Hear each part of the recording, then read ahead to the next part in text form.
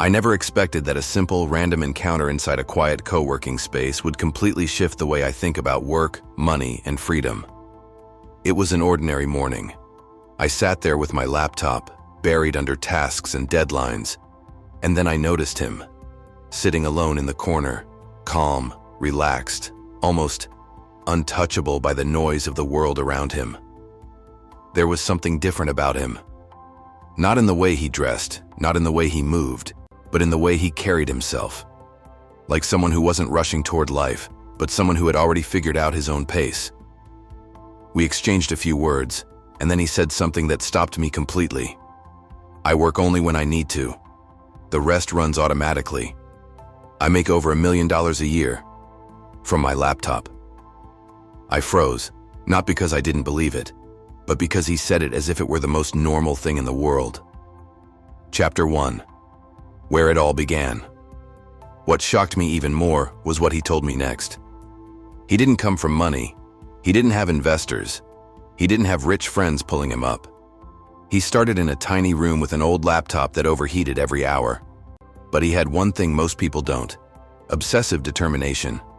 He told me about the nights he used to work in a bar until 3 a.m., then go home, open his laptop, and spend hours learning how to find winning products, how to create websites that convert, how to automate systems, how to generate traffic, how to build digital income streams that work while you sleep. Every day, even when he was exhausted, even when nobody believed in him. Chapter 2. Failure first, success later.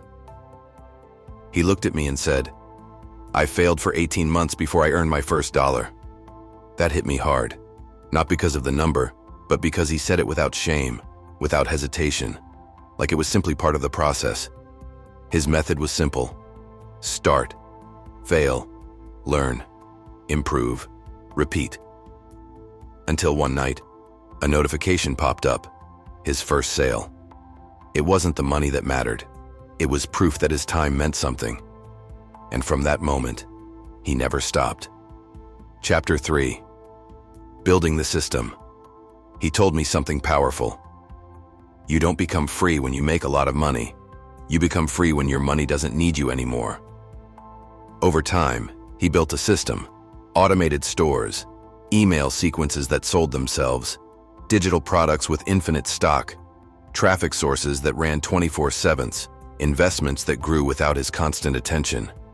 He had created a machine that worked even when he didn't. Chapter 4. The life he built. Today, he doesn't live in one place. He moves between cities, beaches, penthouses, co-working spaces. He wakes up late or early, depending on how he feels. He travels when he wants. He works less, but creates more.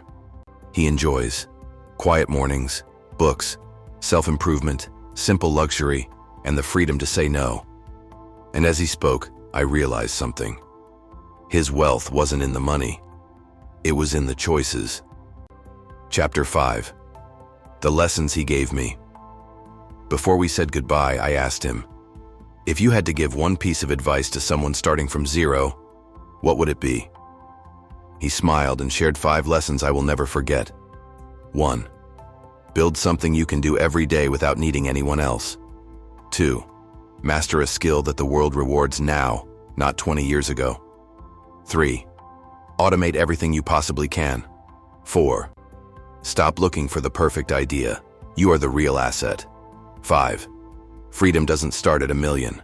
Freedom starts when you can say no without fear. Chapter 6. The final reflection. As I walked home that day, I understood why his story mattered. Not because he became wealthy, not because he works from a laptop, not because he built $1 million business, but because he became free. Free to choose, free to create, free to live. His story isn't meant to make you want to become him. It's meant to remind you of something deeper. You're one decision away from starting the version of yourself you've been avoiding for too long. And maybe that's the real definition of being rich.